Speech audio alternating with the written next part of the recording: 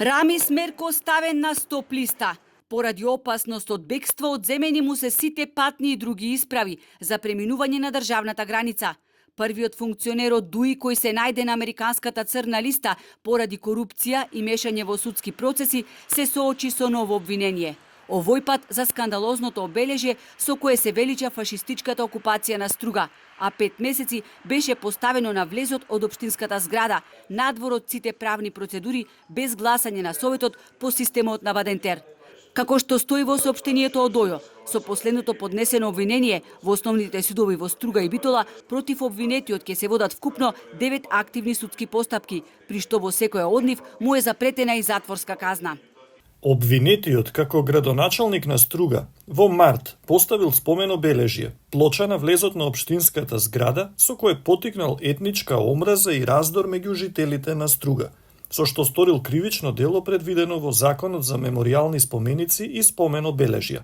Имајќи предвид дека обвинетиот е долгогодишен јавен функционер, против кого основното јавно обвинителство Струга во краток временски период годинава поднесе повеќе обвиненија, и веќе води 8 судски постапки за кривични дела, злоупотреба на службена положба и овластување и несовесно работење.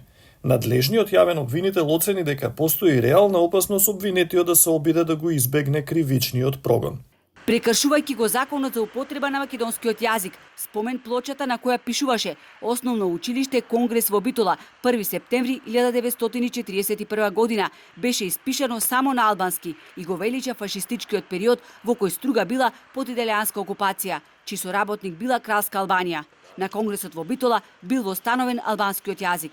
Бидејќи спомен плочата не била во 5-годишната програма на општината, Министерството за култура прекршочно го казни со глоба од 1500 евра.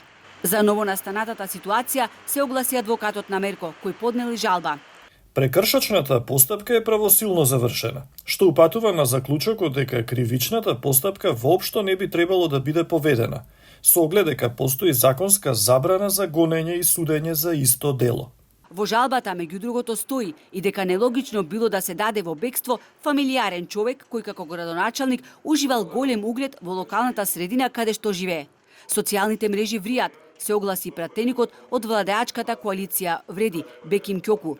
Според него, мерките се превземени за да се спречи евентуално бегство на Мерко, откако поранешниот вице-премиер и негов сопартиец Артан Груби, кој е осомничен за милионска проневера во државната лотарија, избега од државата пред да биде уапсен. Инаку Мерко се товари и за незаконско поставување на директори во основни училишта, за набавка на луксузното возило Ауди А6. Тој е трето обвинет и во случајот со бесправно градење на објект во еден струшки хотел.